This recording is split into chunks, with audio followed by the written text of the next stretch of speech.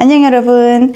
자, өнөөдөр хэдэлээ 96 дахь топикийнхоо 45-аас 50 хүртэл нь сонсоод энэ топикоо ингээд дуусгая. Тийм ээ? За, бэлэн үү? хэдэлээ эхлээд нэг удаа сонсоод үзье.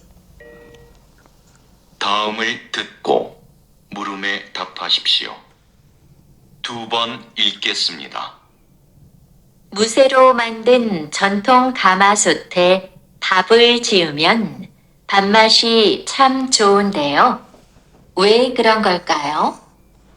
첫째, 솥뚜껑 무게 때문입니다. 솥뚜껑은 솥 무게의 3분의 1에 달할 정도로 무겁습니다. 이 솥뚜껑으로 솥을 덮으면 공기와 수증기가 빠져나가지 못하도록 밀폐할 수 있죠. 덕분에 내부 압력이 올라가고 고온 상태가 유지돼 쌀이 익는 속도가 빨라집니다. 이렇게 익히면 쌀의 전분이 포도당으로 빨리 분해돼 밥의 풍미가 올라갑니다.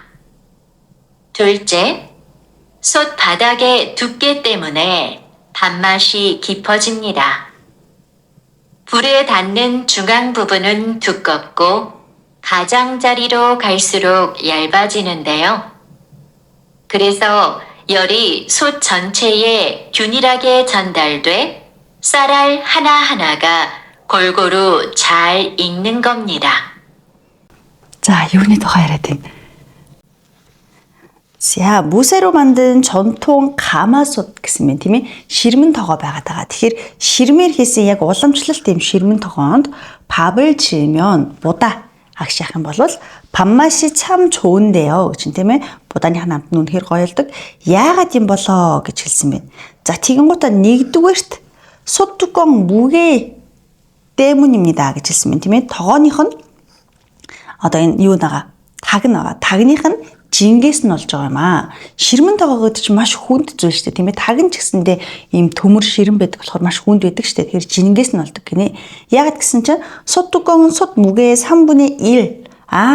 Тэгэхээр энэ ширмэн тогооных нь таг нь өөрөө энэ ширмнийхаа жингийн 3-ны 1 орчим байдаг. Ийм хүнд байдаг гэж хэлсэн байна. 3분의 1 ингэж хэлдэг байна тийм ээ. 3-ны 1 тэдний тэд гэж хэлэхтэй.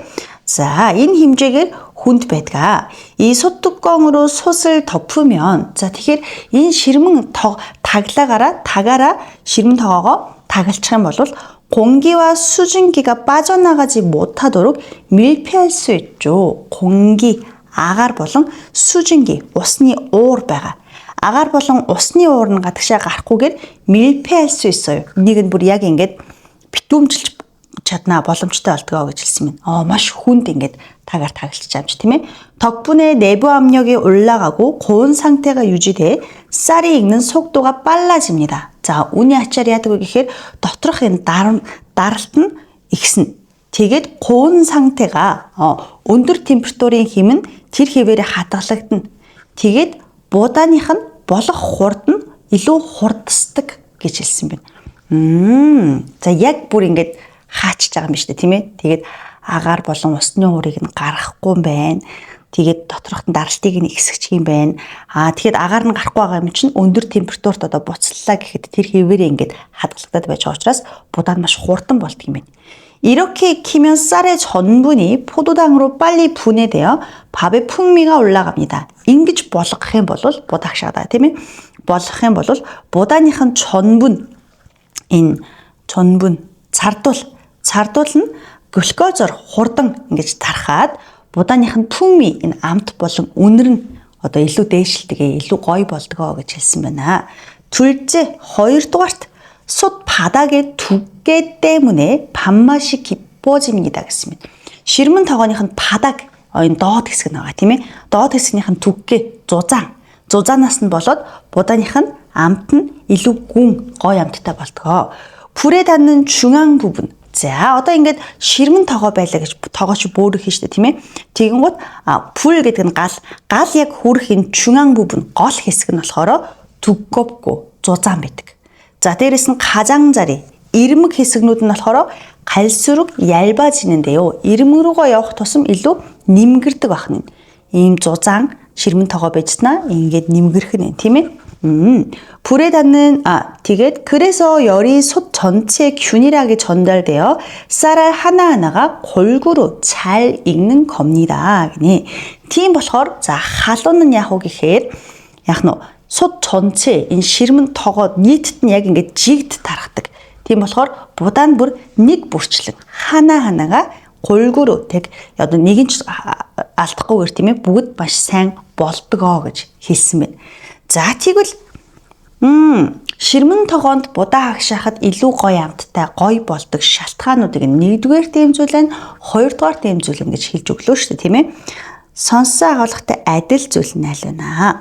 가마솥 중앙 부분이 가장 얇다 гинэ. ширмэн тогооных нь дунд хэсэг нь хамгийн нимгэн байдаг гэсэн мэт. эсрэг тийм ээ 가장자리 гэсэн шүү тийм ээ. илүү гадагшаа явах тусмаа нэмгэрдэг гэсэн. 가마솥의 솥 뚜껑이 가벼울수록 밥맛이 좋다. ширмэн тогооных нь энэ ширмэн таг нь тийм ээ хөнгөн байх тусам будааных нь амт нь гоё байдаг гэсэн мэт. Маш хүнд байдаг гэсэн тийм ээ. тогооныхоо 3-1 хэмжээнд ирэхээр тийм хүнд байдаг гэсэн шүү дээ. 가마솥으로 밥을 지으면 쌀이 천천히 익는다. ширмэн тогоонд будаа хийх юм бол будаа нь маш удаан болдог. хурдан болдог гэж хэлсэн шүү дээ тийм ээ. 자, 가마솥 뚜껑은 솥 내부의 압력을 높이는 역할을 한다. ширмэн тогооныхын таг нь тийм ээ энэ ширмэн тогоон доторх 압력 даралтыг нь илүү ихсгэх ийм үүрэгтэй байдаг гэсэн мэт. Тагаар нь таглчаар агаар нэвтрүүлэхгүй, агаарыг нь гаргахгүй, тэгээд усны ууршлыг нь гэсэндээ хаагаад өгдөг гэсэн тийм ээ. Нэ. За, эмэгтэйгийн 말하는 방식 ярьж байгаа аргачлал нь ямар аргачлалаар ярьж байна? жишээ татаж ярьж гин үү, дис дараалтайгаар ярьж гин үү, ямар нэгэн зүйлийг он цагийн дис дарааллаар нь ярьж гин үү, тийм ээ, шүүмжилж ярьж гин үү, яаж ярьж гин. За тэгэхээр 데이터를 통해 결과를 예상하고 있다. датагаар дамжуулан үр дүнг нь таамаглаж байна гэж. ямар дата? тийм ээ. 자료를 분석해 개념을 규정하고 있다 гинэ. За яг энэ одоо материалыг нь тийм ээ илүү анализ хийж шалгангаа 개념을 규정하고 있다. онлын хувьд онлыг нь тийм ээ тогтолцоог нь тодорхойлж байна гэсэн байна. 이유를 나열하여 원리를 알려주고 있다. шалтгааныг нь дэс дарааллуулан онлыг нь тайлбарлаж өгч байна гэж. яаж ярьлаа? нэгдүгээрт ийм шалтгаантай гэд. ямар шалтгаан яриад байгаа вэ? ширмэн тогоонд будаа хагшаахад яагаад илүү гоё амттай болдог? Энэ тухай шалтгааныг нь тайлбарсан. Тайлбарлахдаа дис дарааллаар тайлбарсан. нэгдүгээрт ийм шалтгаан байдаг. хоёрдугаарт гэд. Ийм учраас шалтгааныг нь дис дараалтайгаар онлын хувьд тайлбарлаж байна гэдэг нь хамгийн тохиромжтой болох нэ. За одоо хэдүүлээ 47-8-аас сонсоод үзнэ. Сонсон агуулгатай адил зүйлийг олно, эрэгтэйгийн хандлага гэдэг зүйлийг нь бас олох нэ. 들어봅시다. 다음을 듣고 물음에 답하십시오. 2번 읽겠습니다. 건실한 기업을 만들고자 도입된 사회이사 제도가 법제화된 지도 벌써 25년이 지났는데요. 그 실효성 논란이 끊이지 않습니다. 사회이사 제도는 기업 내부자 이외에 외부 전문가도 이사회에 참여시키는 제도로 기업 내 권력 집중을 막고 경영의 전문 지식을 활용하기 위해 도입됐습니다. 그러나 경영진에게도 사회이사 추천권이 있어서 자신들과 친분이 있는 인물을 추천하고 그러다 보니 이들이 경영진을 견제하기란 쉽지 않습니다. 또 전문성이 검증되지 않은 인물이 선임되기도 해 제도의 취지를 모색하게 하죠. 후보 추천 방법을 개선하고 자격 검증을 강화하는 등의 대책 마련이 시급합니다. 자, 건실한 기업을 만들고자 도입된 사회이사 제도가 법제화된 지 벌써 25년이 지났는데요. За, бат бөх найдвартай албан байгууллагыг бий болгохын төлөө гаргаж ирсэн 사회이사 гэдэг 제도 байна. Тогтолцоо систем байна. Энэ юу вэ гэхээр тузын гишүүн байгаа 사회이사. тузын гишүүний тогтолцоо нь 법제화된 지 хуульчлагдаад аль хэдийн 25 жил боллоо. 그 실효성 논란이 끊이지 않습니다. 자, гэхдээ тэр яг ашиглалттай байгаа мó тийм ээ хэрэгжилттэй байгаа мó гэдэг энэ одоо маргаан нь яаж вэ? Үр нөлөөтэй байгаа мó гэдэг маргаан нь зогсолтгүй үргэлжилсээр байгаа. Нэг бодлого гаргаж ирсэн байна. Тэгээ үнэхээр энэ ашиглагдаж байна уу, сайн байна уу гэдэг маргаан бас байгаа юм шүү дээ. Тэр нь зогсохгүй юм. 사회이사 제도는 기업 내부자 이외의 외부 전문가도 이사회에 참여시키는 제도이니 за тэгэхээр тузын гишүүний энэ одоо бодлого нь ямар юм бэ гэхээр тухайн байгууллагын 내부자 дотоод хүмүүс 이외 дотоод хүмүүсээс гадна 외부 전문가 гадны мэрэгжилтнүүдийг ч гэсэн 이사회에 참여시킨다 гэсэн юм тийм ээ захирлын зөвлөлд оролцуулдаг ийм одоо бодлого юм байна. 기업 내 권력 집중을 막고 гинэ. Тэгэхээр энэ нь одоо ямар бодлого юм бэ гэхээр байгууллагын доторх 권력 집중 гэсэн юм тийм ээ. Эрх мэдлэлд илүү төвлөрөхөөс сэргийлж байгаа. Гаднаас ч гэсэндээ хүн ингээд тийм ээ мэрэгчлэн энэ хүнийг одоо тузын гишүүн болгоё гэж санал болгох боломжтой юм байгаад шүү дээ. Зөвхөн захирал нь ч юм уу тийм ээ зөвхөн дотоод хүмүүсний нэг шийддэггүй байна. Тэгэхээр байгууллага доторх эрх мэдэл төвлөрөхөөс сэргийлж 경영의 전문 지식을 활용하기 위해 도입되었습니다 гэсэн байна. Тэгэхээр энэ нь болохоор менежментийн хувьд тийм ээ илүү одоо мэрэгсэн мэдлэгийг ашиглахын төлөө бий болгосон, оруулж ирсэн байгаа. 그러나 гэвч гэхээр жоохон яг одоо энэ систем нь сайн ажиллаж байгаа хэсэг нь эргэлзээтэй болох гэдэг шүү дээ. 경영진에게도 사회이사 추천권이 있어서 тэгэхээр удирдлагын багийн хүнд ч гэсэндээ яг нь тузын гишүүнийг 추천권 санал болгох 권리 эрх байдаг болохоор 자신들과 친분이 있는 인물을 추천하고 өөрсдөө илүү дотн танил хүнээ санал болгох юм уу? 그러다 보니 이들이 경영진을 견제하기가 쉽지 않습니다. санал болгочдөг. Тэгээд ирэхээр яадаг вэ гэхээр энэ хүмүүс нь 경영진을 견제하기란 쉽지 않습니다. одоо энэ менежментийн хүнийг тийм ээ хязгаарлахад барихад амаргүй болчдөг. 또 전문성이 검증되지 않은 인물이 선임되기도 해. мөн мэрэгжлийн чадвар нь тийм ээ 검증되지 않은 인물 батлагдаагүй хүмүүс ч гэсэндээ яадаг байх нь 선임되기도 해 сонгогдох тохиолдол ч гэсэн гарч ирдэг болохоор 제도의 취지를 무색하게 하죠.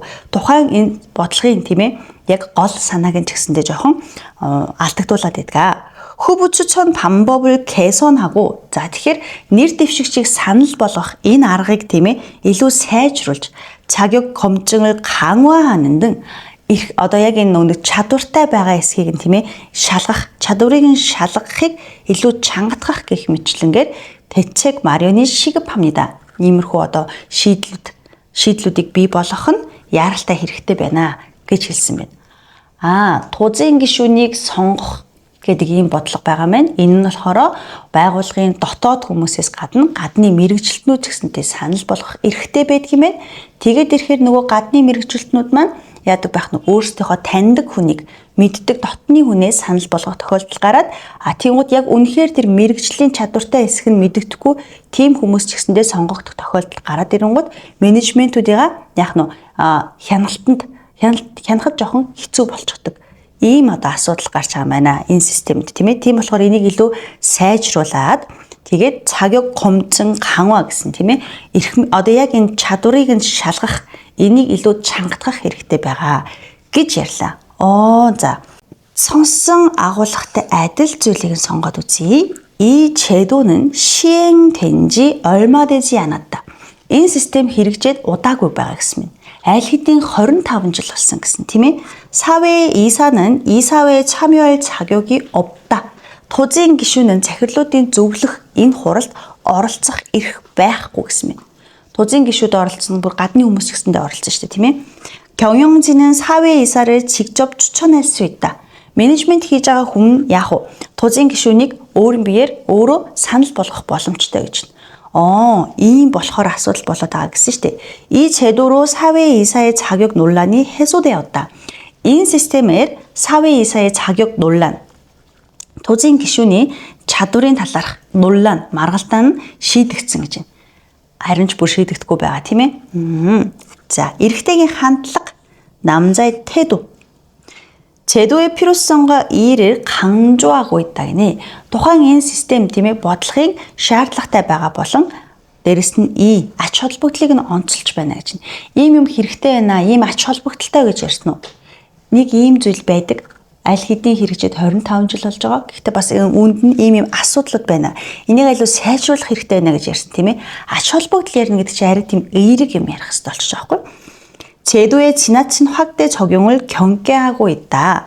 тухайн бодлогыг хэтэрхий их тийм ээ өргөн дэлгэр хэрэгжилж байгаад жоохон болгоомжилж байна гэж хэлсэн байна. 제도의 한계를 지적하며 개선책을 촉구하고 있다. тухайн системний 한계, хязгаар байгаа. Энийг нь шүүмжлээд 개선책, 해결책 гэж бас ярьдаг шүү сая. 해결 방법 гэдэг шиг тийм ээ. шийдвэрлэх арга, сайжруулах арга гэд. Тэгвэл бас 해결책, 개선책 гэд бас хэлчихдэг. Тэгэхээр сайжруулах аргыг шаардаж байна гэж хэлсэн байна. Нэхэмжилж байна гэсэн мэт.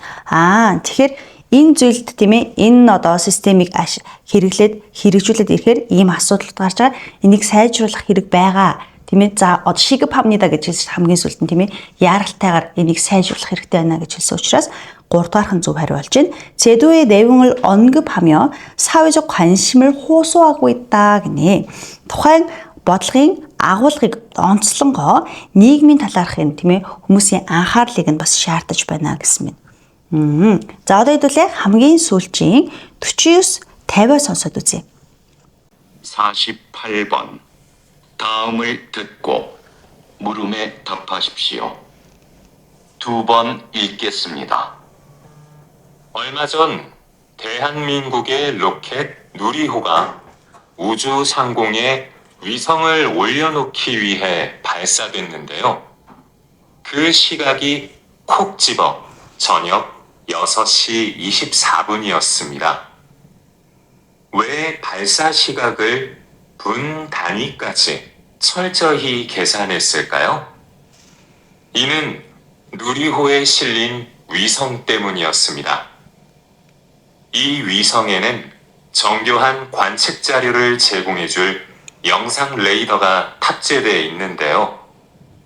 전력 소비가 굉장해 이 위성이 임무를 수행하려면 항상 전력이 필요합니다. 이러한 이유로 태양 전지를 부착해 충전하게 하였죠. 그래서 24시간 내내 태양을 볼 수 있는 궤도 안에 위성을 안착시켜야 했는데요. 누리호 발사 위치와 지구의 움직임 등을 따져서 이 궤도에 진입할 수 있는 시점을 계산하니 그 시각이 딱 6시 24분이었던 겁니다. Химик дагуул сансрын пуужин яриа авчлаа шүү. Ойлгосноо? 자, топик дээр ч юм орж ирнэ. 얼마 전 대한민국의 로켓 누리호가 우주상공에 위성을 올려놓기 위해 발사됐는데요. саяхан Солонгос улсын 로켓 пуужин болох 누리호 энэ пуужингийнх нь нэр нь шүү. 누리호 гэдэг одоо пуужин 우주상공에 위성을 올려놓기 위해 за тэгэхээр сансарт тийм ээ сансрын энэ агаар мандалд нь гарахын тулд хөөрсөн байгаа. 그 시각이 тэр цаг нь 콕 집어 бүр яг хилээд 6 цаг 24 минут байсан. Яг энэ пуужинг хөөргөх цагийг хэлж байна. 왜 발사 시각을 분 단위까지 철저히 계산했을까요? тэгвэл яагаад хөөргөх цагаа бүр минут хүртэл тийм ээ хэмжиж одоо тооцоолсон болоо. 이 누리호에 실린 위성 때문이었습니다. яагаад гэдэг нь энэс болж байгаа юм а дэмон гэж тайлбарлаж штэ тийм ээ.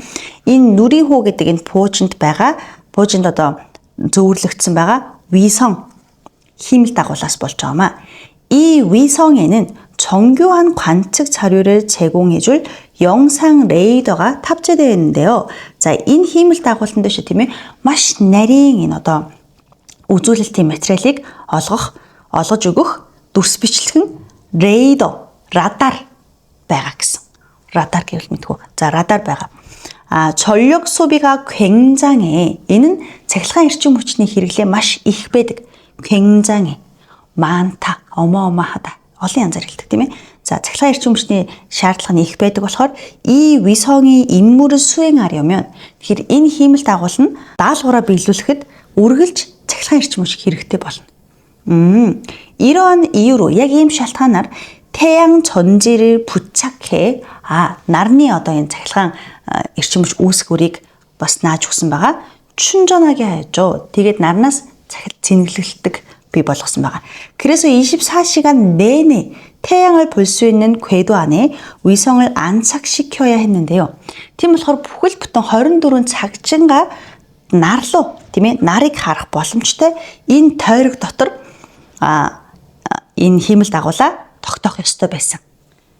누리호 발사 위치와 тэгэхээр манай энэ пуужин болох 누리호 байгаа. Тэгээд нэр нь энэ пуужингийн хөөргөлтийн байршил болон 지구의 움직임 дэлхийн хөдөлгөөн одоо эргэж байгаа шүү дээ тийм ээ. Энэ хөдөлгөөн гэх мэтлэн бүгднийг бодож үзээд яг энэ тойрогт нь 이 궤도에 진입할 수 있는 시점 яг хэдэн цаг хэдэн минутанд энэ пуужинг хөөргөж иж яг тэр 24 цагчингаа нар руу харах боломжтой тойрог дотор орох вэ гэдгийг тооцоолсон байх нь шүү тийм ээ. Тэгэхээр энэ тойрог дотор орох боломжтой цаг хугацааг нь 계산하니 тооцоолоод үзсэн чинь тэр цаг нь яг 6 цаг 24 минут байсан гэж. Вах, хүмүүс амар ухаантай юм а тий. Амар ухаантай шүү дээ. За. 선사 агуулгатай адил зүйл. За. 이번 위성에는 태양 전지를 부착하지 않았다. Энэ удаагийн хиймэл дагуулд нарны цахилгаан одоо батарейг суйрлуулаагүй гэсэн мэт. харин шалтгаан нь нарны батарейнаас олж байгаа тийм ээ. 누리호는 우주 관측을 위해 곧 발사될 예정이다. 누리호 сансар окторгуйг тийм ээ одоо хянахын тулд удахгүй хөөргөх төлөвтэй байгаа. Саяхан хөөрсөн гэж хэлсэн шүү дээ. Саяхан энэ пуужинга хөөргсөн гэсэн. удахгүй биш. 위성에 탑재된 영상 레이더는 전력 소비가 적은 편이다. 힘을 дагуулд одоо энэ наалттай одоо бэхлэгдсэн байгаа дүрс бичлэгэн радар нь цахилгаан эрчим хүчний хэрэглээ нь бага төрлийн. харин ч 굉장히 гэж хэлсэн. их байдаг гэж хэлсэн. 위성이 안착한 이 궤도에서 항상 태양 빛을 받을 수 있다. 힘을 дагуулын тийм ээ одоо очиод яг ингээд тогтоогдсон байгаа энэ одоо тойрог замд нь яг үргэлж нарны гэрлийг авах боломжтой гэсэн. Яг энэний төлөөл яг 6 цаг 24 минутанд хөөргсөн шүү дээ. 남자가 말하는 방식, эрэгтэйгийн ярьж байгаа аргачлал. Түрүүний асуултан дээр эмэгтэйгийн ярьж байгаа аргачлал гэсэн чинь 1-р, 2-р гэд шалтгааныг нь дэс дараалалаар нь хэлжсэн тийм ээ. Одоо тэгвэл ямар аргачлалаар ярьсан бэ харъя л да. 1-р хариу нь 발사 시각이 정해진 배경을 과학적으로 설명하고 있다 гинэ. хөөрөх цаг нь тодорхой болсон энэ үндслийг нь шинжлэх ухаанчлалаар тайлбарлаж байна гэсэн байна. Пэж болно тийм ээ. 자, 우주선 발사의 과학사적 의미를 새롭게 정의하고 있다. 포징긴 хөөргөлтийг 과학사적 의미 гэсэн мэт тийм ээ. шинжлэх ухаанч одоо агуулгыг нь шинээр онолыг нь тогтоож байна гэж хэлсэн байна. шинээр онолыг нь тогтоох. 위성이 우주에서 일으킬 수 있는 문제를 예측하고 있다. 힘을 дагуул сансар окторгууд бий болгох магадлалтай асуудлыг нь таамаглаж байна. асуудал бол яриагүй. 천문학적 지식을 토대로 문제 해결 방법을 제시하고 있다니 шинжлэх ухаанчийн одоо мэдлэгээрээ дамжуулан асуудлыг шийдвэрлэх аргыг танилцуулж байна. Ямар асуудал яриад ямар асуудлыг шийдвэрлэх арга ярьсан тийм ээ. За тэгэхээр яг энэ хөөргөлтийн цаг нь тодорхой болсон үндслийг нь илүү шинжлэх ухаанчлалаар тайлбарлаж өгсөн. Яаж хэллээ? Яг аль газраас хаанаас хөргөх. Дээрээс нь дэлхийн эргэлтийг нь хүртэл тооцоолсон. Яг тэдэн цаг тэдэн минутанд хөөргөжиж бидний яг хүсэж байгаа 24 цаг нарнаас тийм ээ цэнэглэгдэж болох энэ 24 цаг нарыг хараад байж ах энэ байршил энэ одоо бүрэнхийд замд нь тойрог замд нь оруулах гэж хичээсэн. Энийг шинжлэх ухааны талаас нь илүү тайлбарлаж өгсөн тийм ээ. За иймэрхүү байна. Багштайгаа хамтдаа 96 дугаар топикийн сонсголыг хэд хэдэн хичээлээр дамжуулан хийж үзлээ тийм ээ. Сонирхолтой байсан байх гэж найдаж байна. Багш нь цаашдаа топик сайт дээр ил болж байгаа олон хүмүүст тийм ээ сурагч нарт задлж ил болгосон ийм бичлэгнүүдийг нь дараагийн хичээл дээр ч гэсэндээ танилцуулангаа хамтдаа ингэж дасгал ажил бас хийгээд үзье. За баяртай. Сугасаа 여러분.